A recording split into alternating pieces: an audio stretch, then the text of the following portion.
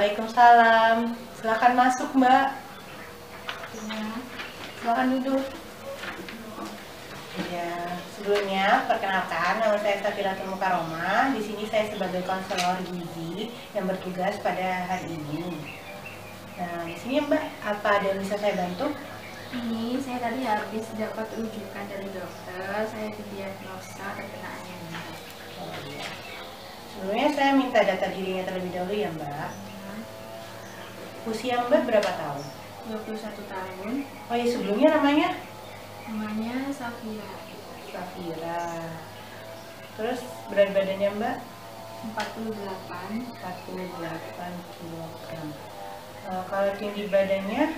Tinggi badannya 152. 152.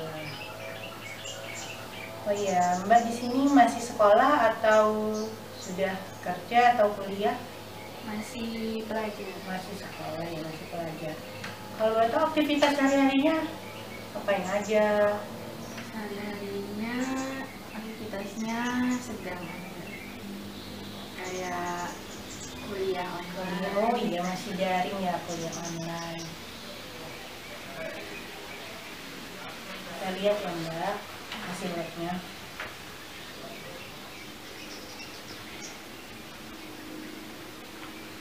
Oh iya Mbak, di sini benar Mbak itu didiagnosa anemia, soalnya hemoglobinnya Mbak ini rendah. Sedangkan untuk normalnya itu hemoglobin normal seorang wanita itu 12 sampai 14 gram per desiliter. Sedangkan kalau di sini Mbak itu hanya 10 gram per desiliter. Terus di sini juga hematokritnya Mbak ini juga tergolong rendah. Punya Mbak ini hanya 30%, sedangkan normalnya itu 40 sampai 54%. Oh ya Mbak apa ada kayak keluhan pusing, lemas gitu? Iya ada, kadang saya itu ngerasa pusing, terus pandangan saya itu sering tiba-tiba kabur, terus lemas, kayak lesu aja gitu. Kalau belajar gitu sering fokus apa enggak Mbak? Kadang nggak fokus sih. Kurang fokus ya Iya. Mbak?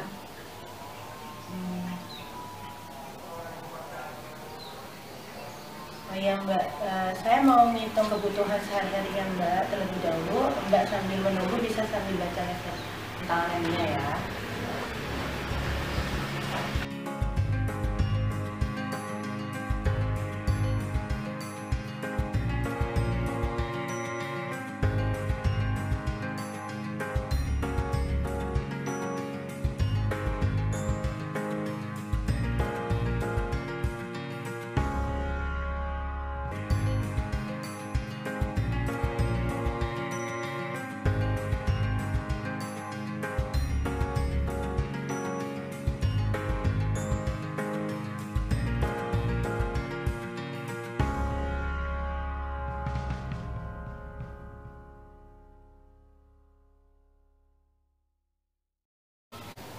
Ya Mbak, sudah saya hitung. Di sini indeks massa tubuhnya Mbak ini masih tergolong normal. Hanya saja tadi hasil labnya Mbak ini hemoglobin sama hematokritnya rendah. Gitu.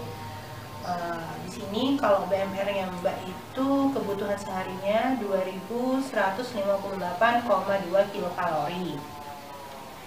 Nah, biar saya tahu nih kebiasaan makan Mbak, pola makan Mbak kayak apa. Sebelumnya saya akan melakukan recall terlebih dahulu ya. Nah, recall ini saya akan meminta data makanan apa saja yang Mbak konsumsi selama kemarin, dari bangun tidur sampai sebelum tidur. Saya melakukan recall ya Mbak. Setelah bangun tidur, Mbak mengonsumsi lauk apa atau makan apa? Saya sarapan pakai nasi ya. Terus pakai kari sapi. Nasi sama kari sapi Ya. Untuk nasinya itu kalau boleh tahu porsinya itu seperti apa, bisa dilihat? 1 centong yang pembe ya.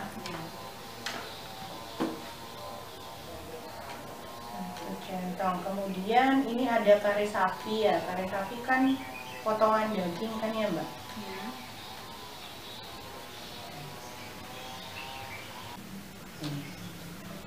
Potongan daging buat kare sapi seberapa banyak? Berapa potong? Satu potong. Satu potong kayak gini ya Mbak? Ya. Terus Mbak mengonsumsi apa lagi? Apa lagi? Sama tempe goreng. Tempe goreng. Tempe gorengnya sebanyak berapa potong Mbak? Sekitar satu potong. Satu potongnya. Satu potongnya kalau boleh tahu kayak yang mana? Satu potong besar. Satu potong besar. Oh ya. Iya. Terus Mbak mengonsumsi apa lagi? Jam 8. Ini jam berapa? Jam 8 ya? Jam 8. Jam 8. Mengonsumsi apa lagi? Sudah. Sudah. Ada. Terus Mbak makan lagi sekitar jam berapa? Sekitar jam 10 itu saya ngemil pisang goreng. Ngemil pisang goreng. Pisang gorengnya sebanyak berapa Mbak? Sebanyak 2 buah. 2 buah pisang gorengnya. Terus setelah itu mengonsumsi apa? Setelah itu saya makan siang. Makan siangnya jam Sekitar jam 1. jam 1. Oh, makan apa Mbak? Makan nasi sama kari daging lagi sama tempe.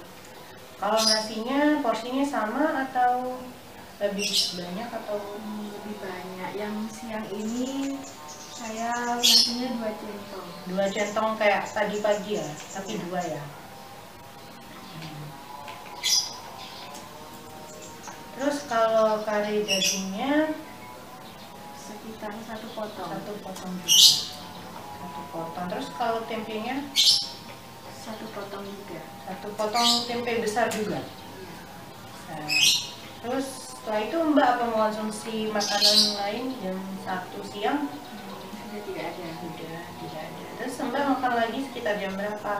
Sekitar jam 4 sore itu saya ngemil cireng. Ngemil cireng.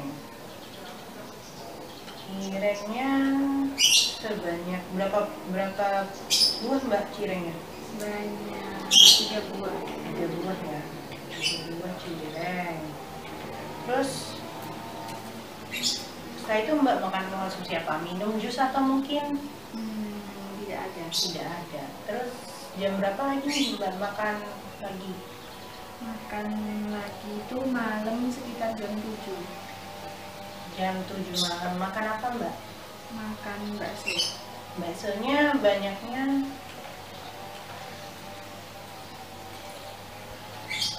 satu mangkok kah? Atau lebih banyak mungkin? Sekitar 1 mangkok. 1 mangkok bakso. 1 porsi. 1 porsi ya Mbak.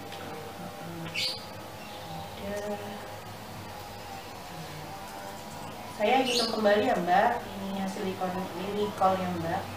Baik Mbak, setelah kita melakukan recall makanan yang Mbak konsumsi kemarin, menurut Mbak, apakah pola makan Mbak ini sudah baik atau belum? Sepertinya masih belum. Oke, kalau begitu kita sama-sama cari pemecahan masalahnya ya.